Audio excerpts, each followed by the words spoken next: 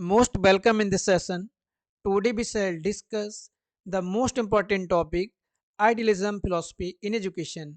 इस वीडियो में डिस्कस करेंगे शिक्षा में आदर्शवाद, जहां हम डिस्कस करेंगे आदर्शवाद में, ठीक है, कॉन्सेप्ट, उसका संप्रत्यय, चीफ एक्सपोनेंट, प्रमुख प्रतिपादक, प्रिंसिपल्स, प्रमुख सिद्धांत, ऑब्जेक्टिव्स, उद्देश्य, करिकुलम, पाठ्यचर्या, टीचिंग मेथड्स, शिक्षण विधियाँ, डिसिप्लिन, अनुशासन, टीचर, शिक्षक, स्कूल, विद्यालय और आदर्शवाद का शिक्षा में क्या योगदान है।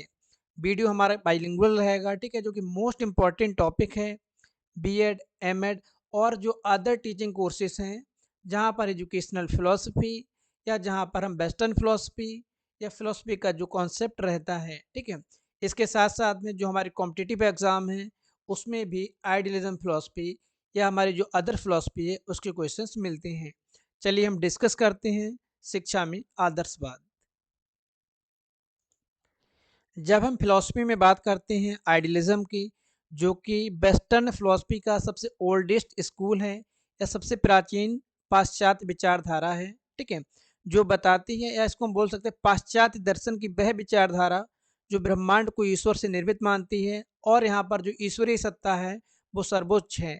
Idealism is the oldest ideology of western philosophy, ठीक है, which consider that universe created by God and God is supreme power. जो आदर्शवाद है ईश्वरीय सत्ता पर विश्वास करता है और यहाँ पर जो सुप्रीम पावर है, सर्वोच्च शक्ति है, वो ईश्वर को मानता है, ठीक है। ये ओल्डेस्ट वेस्टर्न फिलोसफी है, ठीक है। इसके बाद में यहाँ पर जो अल्टीमेट सुप्रेसी है वो माना जाता है गॉड को, ठीक है। गॉड के बाद में यहाँ पर जो इन्होंने बताया है, ठीक है, कि गॉड एज अल्टीमेट रियलिटी, यहाँ पर ईश्वर ही सत्य है और सब यहाँ पर नश्वर है। Soul is the part of God. इसके साथ साथ में यहाँ पर बताया कि जो हमारी आत्मा है वो परमात्मा का अंश है, उसके साथ में कनेक्टेड है। ईश्वर परम सत्य है और आत्मा है वो ईश्वर का अंश है, ठीक है। इसके बाद में idealist believe that mind is the source of knowledge. आदर्शवादी हैं वो मानते हैं कि ज्ञान का स्रोत मन है और बुद्धि है, ठीक है। मन और बुद्धि को ज्ञान का स्रोत मानते हैं और इसके साथ साथ में ये बात करते हैं जो वर्ल्ड है, संसार है, यूनिवर्स है, वो गॉड का क्रिएशन है और यहाँ पर जो मनुष्य है वो गॉड की सर्वश्रेष्ठ क्रिएशन है। मतलब मनुष्य संसार का सर्वश्रेष्ठ प्राणी है जो कि ईश्वर के द्वारा बनाया गया है। आगे बढ़ते हैं।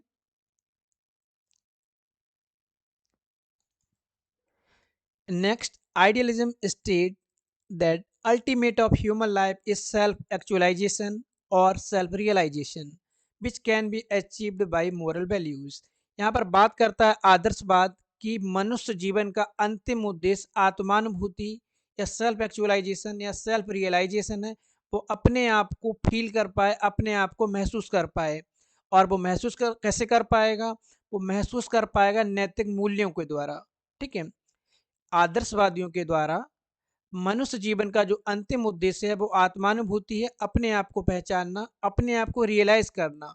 और अपने आप को पहचानना वो किसके द्वारा पहचानेगा, मोरल वैल्यूज के द्वारा। और जो यहाँ पर गॉड है, गॉड को जाने, भगवान को जाने, ईश्वर क्या है, ठीक है।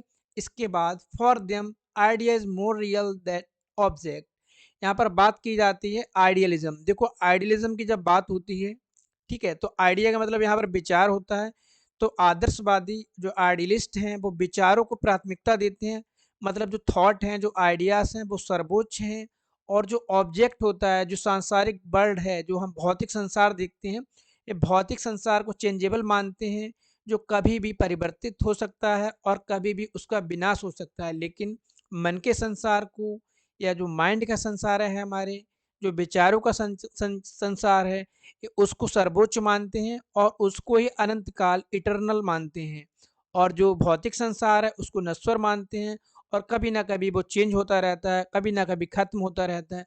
लेकिन जो हमारा मन का संसार है वो कभी खत्म नहीं होता। विचार सत्य हैं यहाँ पर और यहाँ जो वस्तु है उसकी तुलना में जो हमारे विचार हैं, जो हमारे थॉट हैं, वो रियल हैं। कहने का मतलब है यहाँ पर ये विचारों को मानते हैं पहले, कि पहले हमारे मस्तिष्क में विचार आते हैं, उसके बाद में हम किसी कार्य को करते हैं, ठीक है। Plato was the first philosopher of Greece who represented the philosophical thought in an organized and logical manner. So Plato also called the father of idealism. देखो, जब हम बात करते हैं आदर्शवाद की, तो आदर्शवाद में सबसे पहले जो बात करते हैं उनका नाम है सुकरात, जो कि प्लेटो के गुरु हैं। सुकरात ने आदर्शवाद को सपोर्ट किया, आदर्शवाद के पक्ष में अपने एक्सप्लेनेशन भी दिए, स्टेटमेंट भी दिए, लेकिन उन्होंने आदर्शवाद को एक सिस्टमेटिक वे में प्रेजेंट नहीं किया। इसीलिए प्लेटो ने आदर्शवाद को सिस्टमेटिक वे में प्रेजेंट किया, इसीलिए फादर ऑफ आइडियलिज्म कहा जाता है किसको? प्लेटो को। इसके साथ साथ में Plato accepted the existence of God and soul. यहाँ पर जो प्लेटो हैं उनने ईश्वर के अस्तित्व को स्वीकारा है, इसके साथ साथ में आत्मा के बारे में भी बात की है, और considered God is the creator of the universe और द वर्ल्ड। यहाँ पर जो ईश्वर है, ठीक है, वो भगवान है, जो वो पूरे विश्व का निर्माता है या रचयिता है, ठीक है। तो यहाँ पर जो गॉड के एक्सिस्टेंस को कौन मानता है? प्लेटो मानते हैं। प्लेटो मानते हैं कि ईश्वर होते हैं। आगे बढ़ते हैं। According to him there are two types of the world. आदर्शवादियों के अनुसार या आइडियलिस्ट के अकॉर्डिंग यहाँ पर जो संसार है वो दो टाइप का होता है। पहला मटेरियल वर्ल्ड, जिसको फिजिकल वर्ल्ड भी बोलते हैं, भौतिक संसार या हमारा वस्तु जगत, ठीक है। दूसरा हमारा स्पिरिचुअल वर्ल्ड, जिसको आध्यात्मिक संसार या विचार जगत भी बोलते हैं, ठीक है। Material world is also always subject to changeable. यहाँ पर जब बात करते हैं किसकी? भौतिक संसार की, जो हमको सामने से दिखाई दे रहा है, वो क्या है? ऑलवेज सब्जेक्ट टू चेंजेबल, वो परिवर्तनशील है। इसके साथ साथ में डिस्ट्रक्टिव, उसका कभी भी विनाश हो सकता है, और डायनामिक, उसका जो नेचर है वो चेंज होता रहता है, इसीलिए उसका क्या है? Changeable. So it can not be permanent and truth, इसलिए सत्य नहीं है और ये स्थायी नहीं है। मतलब जो आइडियलिस्ट हैं वो मटेरियल वर्ल्ड जो है, फिजिकल वर्ल्ड है, उसके कॉन्सेप्ट को रिजेक्ट करते हैं और उसको ये डाउन करते हैं। सुप्रीमेसी किसको देते हैं? सुप्रीमेसी देते हैं विचारों के जगत को, जो आध्यात्मिक संसार है। द वर्ल्ड ऑफ आइडियाज, विचारों का संसार, इज परमानेंट एंड ट्रूथ। और जो हमारा विचारों का संसार है, जो आध्यात्मिक संसार है, वो सत्य है और वो स्थायी है, और इटरनल वैल्यूज के ऊपर बात करते हैं, शाश्वत जो मूल्य हैं, ठीक है, जो कभी चेंज नहीं होते हैं। शाश्वत मूल कौन से? ट्रुथ, गुडनेस एंड ब्यूटी, सत्यम शिवम सुंदरम। जहाँ पर माना जाता है कि ये शाश्वत मूल्य हैं, जो हमारे मन में पहले से विद्यमान रहते हैं, जो चेंज भी नहीं होते हैं, अनचेंजेबल हैं, ठीक है। तो यहाँ पर बात किसकी की गई है? यहाँ पर बात की गई है संसार की। दो टाइप का संसार है, एक फिजिकल वर्ल्ड जो हमको आंखों से दिखाई देता है, दूसरा संसार जो कि हमारा लौकिक जगत, जो हमारा पारलौकिक जगत है, स्पिरिचुअल वर्ल्ड है, जो कि हमको नग्न आंखों से दिखाई नहीं देता है, जिसकी कॉन्सेप्ट या जिनके विचार हमारे माइंड में हैं। तो भौतिक जगत को चेंजेबल मानते हैं, और जो हमारा आध्यात्मिक जगत है वो दिखाई नहीं देता, वो उसको रियल वर्ल्ड मानते हैं, ठीक है। आगे बढ़ते हैं। यहाँ पर जो चीफ एक्सपोनेंट हैं, जो यहाँ पर समर्थक हैं, जो प्रतिपादक हैं आदर्शवाद के, वो कौन कौन हैं? तो यहाँ पर सबसे पहले हम बात करते हैं सुक्रेटिस की, सुकरात की। सुकरात यहाँ पर प्लेटो से पहले सुकरात ने स्टार्ट किया आदर्शवाद, बट प्लेटो ने सिस्टमेटिक वे में, ऑर्गेनाइज्ड वे में आदर्शवाद को प्रेजेंट किया है। इसके बाद में हम बात करते हैं डिकॉर्टे की। प्लेटो तो फादर हैं, ओके। डिकॉर्टे की बात करते हैं, जो कि बहुत ज़्यादा सपोर्ट करते हैं आदर्शवाद को। इसके बाद में कांट है, कांट का आइडियलिज्म अलग है, इन्होंने आइडियलिज्म को अपने तरीके से डिफाइन किया। हीगल की हम बात करते हैं, फिर ओवेल की बात करते हैं, जिन्होंने दिया है किंडरगार्टन मेथड, ठीक है। फिक्चर की बात करते हैं हम यहाँ पे, जेंटाइल की बात करते हैं, और बर्कले की बात करते हैं। इसके बाद में जब हम आते हैं इंडियन फिलोसफी में, तो स्वामी विवेकानंद, स्वामी दयानंद, महात्मा गांधी, अरबिंदो और राधा कृष्णन की भी दर्शन में यहाँ पर आदर्शवाद की झलक दिखती है। और आदर्शवाद जो इंडियन वेदांत दर्शन है, ठीक, उसकी तरह से सिमिलर है, थोड़ा उसको सपोर्ट करता है, ठीक। आगे बढ़ते हैं। अब हम बात करते हैं यहाँ पर प्रिंसिपल्स की, आदर्शवाद की। ये सिद्धांत क्या है? Universe is created by God, जो ब्रह्मांड है, सृष्टि है, विश्व है, भगवान के द्वारा, ईश्वर के द्वारा निर्मित है। और ये बात करते हैं, बिलीव करते हैं, believe in the existence of God, ईश्वर के अस्तित्व को स्वीकारते हैं, ठीक है। इसके बाद जो सेकंड है हमारा, spiritual world is superior to material world. यहाँ पर जो आध्यात्मिक जगत है वो सांसारिक या भौतिक जगत से श्रेष्ठ है। क्यों? क्योंकि ये मानते हैं कि जो हमारा फिजिकल वर्ल्ड है वो डिस्ट्रक्टिव है, चेंजेबल है, ठीक है? और वो डायनामिक है और जो कभी भी चेंज हो जाता है। लेकिन जब बात करते हैं आध्यात्मिक संसार की, जब बात करते हैं स्पिरिचुअल वर्ल्ड की, जब बात करते हैं ये अब्स्ट्रैक्ट या विचारों की या आइडियाज़ की, ठीक है? तो आइडिया से विचारों का संसार वो सर्वोच्च है, भौतिक संसार है वो द्वितीयक है यहाँ पर। यहाँ पर जो भौतिक संसार है उसको वस्तु जगत बोला जाता है और जो आध्यात्मिक संसार है स्पिरिचुअल ब्लड, ठीक है, इसको बोला जाता है क्या? आध्यात्मिक संसार, इसको विचार जगत भी बोला जाता है, ठीक है। अगला है नेक्स्ट हमारा, the soul is superior factor and God is the supreme soul. यहाँ पर बात होती है ईश्वर अनंत सत्य है और जो आत्मा है वो ईश्वर का अंश है। यहाँ पर परमात्मा को सुप्रीम सोल बोला जाता है, सर्वोच्च आत्मा, और जो हमारी सोल है ह्यूमन सोल उसको बोला जाता है वो उसका अंश है, ठीक है। नेक्स्ट है हमारा, man is the best creation of the world. संसार में मनुष्य सर्वश्रेष्ठ कृति है किसकी? ईश्वर की। Soul is the part of God, और यहाँ पर जो आत्मा है वो ईश्वर का पार्ट है। आगे बढ़ते हैं, ultimate of human life is self realisation और अटेनमेंट ऑफ गॉड। मनुष्य जीवन का अंतिम उद्देश्य आत्मानुभूति, अपने आप को फील करना, अपने आप को रियलाइज करना कि हमारे पास कौन कौन सी एबिलिटी है, कौन कौन सी क्षमताएं हैं, और इसके साथ साथ में ईश्वर की प्राप्ति, भगवान को प्राप्त करना। फॉर अटेनमेंट ऑफ गॉड, ईश्वर की प्राप्ति के लिए। अटेनमेंट ऑफ स्पिरिचुअल ब्यूटी, आध्यात्मिक मूल्यों को प्राप्त करने के लिए। ट्रुथ, ब्यूटी एंड गुडनेस, सत्यम शिवम सुंदरम, ठीक है। इनकी भी जो हमारे इटरनल वैल्यूज हैं, जो शाश्वत मूल है, जो कभी भी चेंज होने वाले नहीं है, इनको भी वहां पे शामिल किया जाएगा। यहाँ जब हम बात करते हैं ट्रुथ, ट्रुथ को हम बोलते हैं सत्यम, ठीक है। यहाँ पर जब सत्यम की बात करते हैं, सत्य क्या है? यहाँ पर बात होती है इंटेलेक्चुअल एबिलिटी की, मानसिक शक्तियों की, बौद्धिक क्षमताओं की। इसके बाद हम बात करते हैं शिवम की, ठीक है। शिवम हमारा यहाँ पर गुडनेस है, ठीक है, सीक्वेंस चेंज हो गया है, ट्रुथ, गुडनेस, ब्यूटी। शिवम हम यहाँ पर बात करते हैं किसकी? नैतिक, यहाँ पे बात होती है मोरलिटी की। और जो सुंदरम है वहां पर हम बात करते हैं सौंदर्यात्मकता की, ठीक है। ईश्वर की प्राप्ति के लिए आध्यात्मिक मूल्य सत्यम शिवम सुंदरम की प्राप्ति अति आवश्यक है। आगे बढ़ते हैं, moral conduct is the essential for attainment of spiritual values. यहाँ पर बात होती है मोरल कंडक्ट, जो आध्यात्मिक मूल्य होते हैं, ठीक है। आध्यात्मिक मूल्यों की प्राप्ति के लिए नैतिक आचरण होना आवश्यक है। यहाँ पर बात होती है मोरल कंडक्ट। मोरल कंडक्ट का मतलब हमको ऐसे कार्य करने हैं जिससे हमको हमारा जो आचरण है, जो हमारे मूल्य हैं, उनका निर्माण हो। और नैतिकता का मतलब यहाँ पर है हमको किसी के साथ में कोई गलत नहीं करना है, हमको सोसाइटी के अकॉर्डिंग चलना है, ईश्वर की प्रार्थना करनी है, गॉड को मानना है वहाँ पर, और जो हमारा स्पिरिचुअल वर्ल्ड है, जो आध्यात्मिक संसार है, उसको लेकर साथ चलना है। आगे बढ़ते हैं, human developments depends on physical and spiritual power. इसके साथ साथ बात की है कि मानव का विकास या मनुष्य का विकास भौतिक और आध्यात्मिक शक्तियों के ऊपर निर्भर रहता है। चलिए आगे बढ़ते हैं, अब हम बात करते हैं AIIMS and objective of idealism, ठीक है, आदर्शवाद के उद्देश्य और लक्ष्य। तो पहला तो उद्देश्य हमारा जो मेन है यहाँ पर, वो क्या है? मेन हमारा यहाँ पर है सेल्फ एक्चुअलाइजेशन या सेल्फ रियलाइजेशन, आत्मानुभूति, आदर्शवाद का मेन है, ठीक है। The ultimate is aim is to know the form of soul and God. यहाँ पर जो आत्मा और ईश्वर के रूप को जानना, उनकी विशेषताओं को जानना, उनकी क्वालिटीज को जानना, उनके रिलेशनशिप के बीच में जानना। संसार का क्रिएशन हुआ है, ईश्वर के द्वारा हुआ है। संसार में जीव जगत जो आए हैं वो सब ईश्वर के द्वारा आए हैं। उन सब जीव जगतों में यहाँ पर जो मनुष्य है वो सर्वश्रेष्ठ कृति है, सबसे बुद्धिमान प्राणी है, सबसे सुसंस्कृत नागरिक है वो वहाँ पे, ठीक है। ईश्वर और आत्मा के रूप को जानना। नेक्स्ट है हमारा physical development and mental development, शारीरिक विकास और मानसिक विकास, ठीक है। ऑब्जेक्टिव है किसका? आइडियलिज्म का।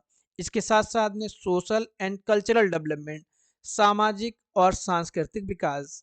इसके बाद में बात करते हैं मोरल एंड कैरेक्टर डेवलपमेंट की, नैतिक और चारित्रिक विकास, ठीक है। नैतिक और चारित्रिक विकास को बहुत ज़्यादा महत्व देते हैं। इसके बाद आगे बढ़ते हैं, क्रिएशन ऑफ नोबल सिटीजन, राज्य में, राष्ट्र में या विश्व में श्रेष्ठ नागरिकों का निर्माण करना। ठीक है।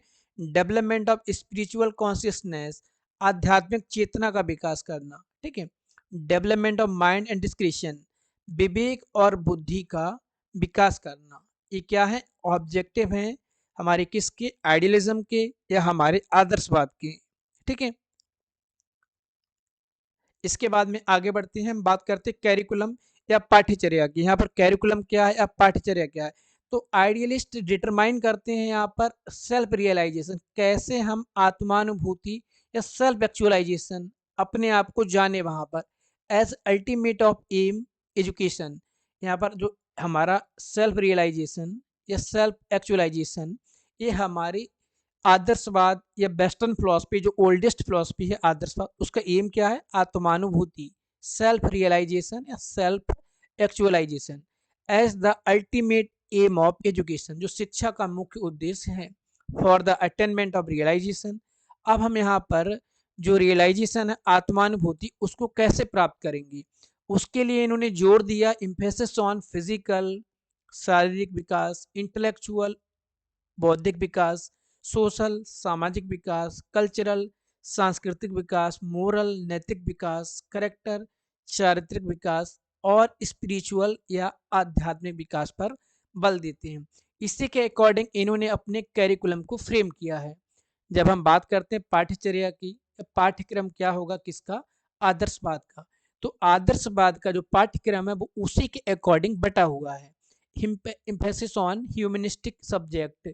ठीक है। अब यहाँ पर इनके जो मेन है, किसकी प्राप्ति करना है? आदर्शवाद का जो ऑब्जेक्टिव है, ईश्वर को प्राप्त करना। इसके साथ साथ में सत्यम शिवम सुंदरम, ट्रुथ, गुडनेस एंड ब्यूटी, इनको पहचानना, इनको जानना क्या रियलिटी है।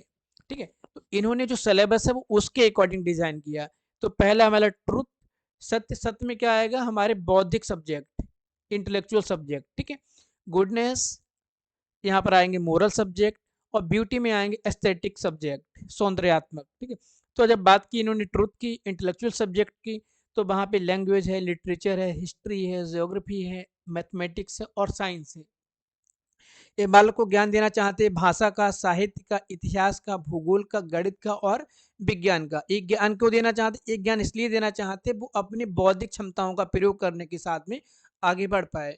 गुडनेस, संसार में कैसे मोरलिटी डेवलपमेंट करनी है, कैसे बच्चे को आध्यात्मिक बनाना है, कैसे उसके अंदर नैतिकता का समावेश करना है, उसके लिए थियोलॉजी पढ़ेगा, धर्मशास्त्र, नीति शास्त्र। ठीक है। एथिक्स और रिलीजन, और जो हमारी धार्मिक पुस्तकें होंगी उनकी बात यहाँ पर की गई है आदर्शवाद के द्वारा। और जब हम बात करेंगे ब्यूटी, एस्थेटिक या सौंदर्यात्मक में, तो वहाँ पर इन्होंने स्थान दिया है नृत्य को, डांसिंग, सिंगिंग, कला। ठीक है। यह हमारी जो भी म्यूजिकल, मतलब जो सब्जेक्ट जिनके थ्रू हम एस्थेटिक या ब्यूटी को जनरेट करते हैं। ठीक है। तो हमारे यहाँ पे कौन कौन से आ जाएंगे? यहाँ पर हमारे आ जाएंगे म्यूजिक, डांस। ठीक है। आगे बढ़ते हैं।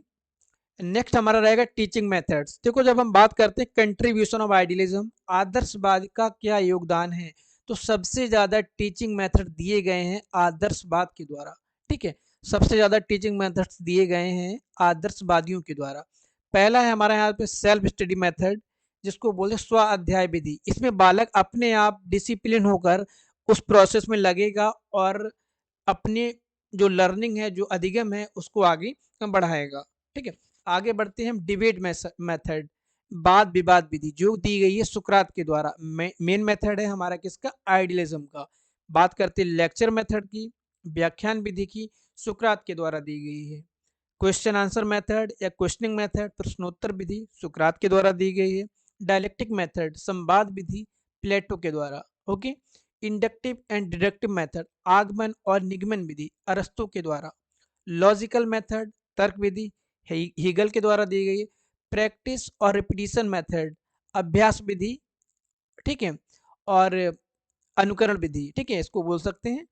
ये दी गई है पेस्टोलॉजी के द्वारा। ठीक, आवृत्ति विधि इसको बोलते हैं। ओके। आगे बढ़ते हैं। अब हम बात करते हैं यहाँ पर डिसिप्लिन की। डिसिप्लिन कैसा है? ठीक है। जब हम बात करते हैं डिसिप्लिन की, तो यहाँ पर बच्चे को सेल्फ कंट्रोल, सेल्फ रेगुलेट और इनर डिसिप्लिन की बात यहाँ पर की गई। बच्चे को अनुशासित करना है, बच्चा यहाँ पर खुद से अनुशासित रहे। अगर बच्चा खुद से अनुशासित नहीं रहता है तो यहाँ पर टीचर सेंटर्ड प्रोसेस है, फिलॉसफी है, तो बच्चे को यहाँ पर स्ट्रिक्ट रखना है, बच्चे को फ्री नहीं छोड़ना है, ठीक है। तो यहाँ पर क्या है, एम्फेसिस ऑन सेल्फ डिसिप्लिन, स्वानुशासन पर बल दिया गया है। सेल्फ रेगुलेटेड, बच्चा खुद से रेगुलेट रहेगा। इनर डिसिप्लिन, आंतरिक अनुशासन की बात यहाँ पर की गई है। और बात की गई है कि अगर बच्चा इंटरनल डिसिप्लिन रहेगा, अंदर से डिसिप्लिन रहेगा, तब उसको उसका जो डिसिप्लिन होगा वो बहुत ज़्यादा लॉन्ग समय के लिए चलेगा।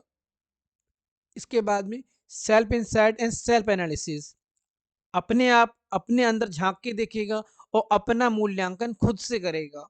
Give freedom to the children, बच्चे को आज़ादी देनी है लेकिन रिस्ट्रिक्टेड वे में। Give freedom to children but in the restricted way, बच्चे को आज़ादी देनी है। अब ऐसा नहीं कि बच्चे को आज़ाद नहीं छोड़ना, लेकिन उतनी आज़ादी देना है जितने में बच्चे कोई प्रॉब्लम क्रिएट ना करे। इस अनुशासन को हम दमनात्मक अनुशासन भी बोल सकते हैं, प्रभात्मक अनुशासन भी बोल सकते हैं। फ्रीडम देनी है लेकिन इतनी नहीं देनी है, ठीक है। इसीलिए यहाँ पर एक कोटेशन लास्ट में दिया गया थॉमस एंड लैंग के द्वारा, freedom is the cry of naturalist. यहाँ पर जो प्रकृतिवादी हैं वो बात करते हैं कि बच्चे को स्वतंत्र छोड़ो, फ्री छोड़ो, किसी तरह के बाउंडेशन ना दो। लेकिन जब बात करते हैं आइडियलिस्ट की, तो आइडियलिस्ट प्रेम करते हैं किसको, अनुशासन को। वो कहते हैं कि अगर अनुशासन नहीं होगा, डिसिप्लिन नहीं होगा, तो बच्चा अच्छा नागरिक नहीं बनेगा, जो उन्होंने ऑब्जेक्टिव दिए हैं उन ऑब्जेक्टिव को गेन नहीं करेगा। जब ऑब्जेक्टिव को गेन नहीं करेगा तो डेवलपमेंट प्रॉपर वे में नहीं होगा, ठीक है। आगे बढ़ते हैं। अब बात करते हैं यहाँ पर टीचर की। टीचर कैसा होगा, आदर्शवादियों के अनुसार, ठीक है। तो यहाँ पर जो हमारी आइडियलिज्म है, आदर्शवाद, ये टीचर सेंटर्ड है। वेस्टर्न फिलॉसफी का सबसे ओल्डेस्ट जो स्कूल ऑफ फिलॉसफी है आदर्शवाद, ये टीचर सेंटर्ड है। तो यहाँ पर सुप्रीम प्लेस दिया गया है टीचर को, सुप्रीम एंड इम्पॉर्टेंट प्लेस, सर्वोच्च स्थान पर टीचर है, शिक्षक प्राथमिक, स्टूडेंट द्वितीयक, ठीक है। Teacher are greatly needed for transforming, यहाँ पर इतना बड़ा रोल दिया गया है टीचर को कि टीचर मनुष्य, जो मनुष्य है, ठीक है, ठीक है, उसको क्या करेगा, मैन, एनिमल से मैन बनाएगा, मतलब पशुत्व से मनुष्यत्व की ओर लेके जाएगा, और मनुष्य के बाद उसको देवत्व की ओर लेके जाएगा। Man from animal to manhood, then take him toward divinity, बच्चों को, ठीक है, पशु से मनुष्य बनाएगा, मनुष्य से देवता बनाएगा। और ये ले जाने में सबसे बड़ी आवश्यकता किसकी होगी, वो आवश्यकता होगी वहां पर शिक्षक की और टीचर की, ठीक है। आगे प्लेटो कहते हैं, Plato person who have sound knowledge, philosophic attitude and inner vision can become teachers. Plato के अनुसार शिक्षक कौन हो, जो ज्ञान का भंडार हो, जिसके पास प्रॉपर नॉलेज हो सब्जेक्ट की, जो फिलोसफी की एटीट्यूड रखता हो, इसके साथ साथ में वो अपनी इनर विजन, अपनी अंतर्दृष्टि से अपनी नॉलेज को बच्चों में प्रसारित कर पाए। इसके बाद में teacher must have ability to understand student effect their development. इसके साथ साथ में अध्यापक ऐसा हो जो विद्यार्थियों को समझ सके और उन अपने ढंग से उनका डेवलपमेंट कर पाए, ठीक है, उनको आगे बढ़ा पाए, उनका विकास कर पाए। ये चीज़ें वहाँ पर रहेंगी। इसके साथ साथ में टीचर को माना गया को वर्कर ऑफ गॉड। टीचर यहाँ पर भगवान का सहकर्मी है, भगवान मनुष्य को बनाता है और टीचर यहाँ मनुष्य को आगे बढ़ाता है, उनको और ज़्यादा विकसित करता है। इसके साथ में बताया गया था teacher is the maker of democracy, जो अध्यापक होंगे, जो शिक्षक होंगे, वो लोकतंत्र प्रजातंत्र को आगे बढ़ाएंगे, ठीक है। इसके बाद में यहाँ पर जो रहेंगे टीचर, वो रोल मॉडल रहेंगे बच्चे के लिए, बच्चे उनको देख के फॉलो करेंगे, फ्रेंड की तरह रहेंगे, और फिलोसफर की तरह रहेंगे और गाइड की तरह रहेंगे। यहाँ पर फ्रोवेल ने जो तुलना की है, फ्रोवेल ने बोला है कि जो टीचर है वो एक माली की तरह रहेगा। जैसे माली को पता रहता है कि पौधे को कितना पानी देना है, कितना खाद देना है, उसी तरह यहाँ पर बात की जाती है टीचर की। टीचर अपने बच्चों की क्षमताओं को पहचानेगा, उनको किस तरह से आगे बढ़ाना है। Teacher as a gardener, teacher एक माली के रूप में, best as how to care, बच्चे की लालन पालन या बच्चे को किस तरह से केयर करना है और किस तरह से उसको एक अच्छे पौधे की तरह विकसित करना है। तो यहाँ पर जो टीचर है वो बच्चे को, ठीक है, सुंदर गुलाब के रूप में देखना चाहता है, बच्चे को सुंदरता के साथ में देखना चाहता है, ठीक है। आगे बढ़ते हैं, हम स्कूल की हम बात करते हैं। तो यहाँ पर जो स्कूल का कॉन्सेप्ट दिया गया है, school should be situated at such place where children can proceed from the realization of high social ideals and spiritual values। विद्यालय ऐसे स्थान पर होने चाहिए जहां पर बच्चों को सामाजिक आदर्शों और आध्यात्मिक मूल्यों की प्राप्ति कराई जा सके। इसके साथ साथ में जब हम स्कूल की हम बात करते हैं तो प्लेटो के द्वारा एकेडमी स्थापित की गई थी। ये प्लेटो का पहला विद्यालय है जिसको हम वर्ल्ड की फर्स्ट यूनिवर्सिटी भी बोल सकते हैं। वेस्टर्न फिलोसफी की बात कर रहे हैं हम यहाँ पर, ठीक है।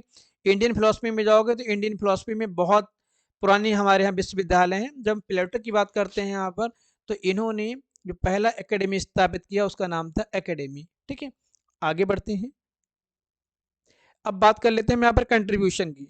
तो यहाँ पर जो आइडियलिस्टिक फिलोसफी है, आदर्शवादी दर्शन है, ठीक है, वो बात करता है सेल्फ रियलाइजेशन पर, आत्मानुभूति पर, मनुष्य अपनी क्षमताओं को पहचाने, आत्म साक्षात्कार पर जोर देते हैं या आत्मानुभूति भी हम बोलते हैं। नेक्स्ट रहेगा सेल्फ डिसिप्लिन, ये आत्म अनुशासन पर बल देते हैं जो कि बहुत स्थायी रहेगा, आगे हम कंट्रोल रहेंगे। इंपॉर्टेंस टू बुकिश नॉलेज, इन्होंने बुकिश नॉलेज को इंपॉर्टेंस दिया है। इसके साथ साथ में idealism assign a very important place to the teacher, शिक्षक केंद्रित है, टीचर को प्रॉपर एक अच्छा महत्वपूर्ण स्थान प्रदान किया है। Emphasis on importance of moral and spiritual education, यहाँ पर नैतिकता और आध्यात्मिकता को शिक्षा में समावेशित किया है। इसके साथ साथ ऑलराउंड डेवलपमेंट की बात की, बच्चे का सर्वांगीण विकास नैतिक, सामाजिक, चारित्रिक, मानसिक और जितने भी आध्यात्मिक, ठीक है, जितने भी विकास हैं सब पर जोर देता है। इसके साथ में लास्ट में हम लिमिटेशंस की बात कर लेते हैं। कुछ कुछ खामियां भी रहेंगी, कुछ कमियां भी रहेंगी। तो पहली कमी ये है कि बच्चे को बहुत ज़्यादा आध्यात्मिकता की ओर लेके जाते हैं। दूसरा, केवल केवल जो यहाँ पर वो दिया गया स्ट्रेस, वो दिया गया माइंड और स्पिरिचुअलिटी को, आध्यात्मिकता को। इसके साथ साथ में बुकिश नॉलेज के ऊपर बहुत जोर दिए हैं। टीचर सेंटर्ड अप्रोच है, बच्चों की जो क्षमताएं हैं, बच्चों की जो योग्यता हैं, बच्चों के जो इंडिविजुअल डिफरेंसेस हैं उनकी बात यहाँ पर नहीं की गई है। इसके साथ साथ में बच्चे को किसी टाइप का फ्रीडम भी यहाँ पर नहीं दिया गया है। तो इस वीडियो में हमने डिस्कस किया आइडियलिज्म को, आदर्शवाद को, ठीक है। इसके साथ साथ में हमने यहाँ पर करिकुलम की बात की, टीचर की बात की, शिक्षण विधियों की बात की, कॉन्सेप्ट की बात की, यहाँ पर एक्सपोनेंट की बात की, ठीक है। कहीं पर भी कोई कंफ्यूजन, कोई प्रॉब्लम तो आप लोग कमेंट कर सकते हैं। Thank you.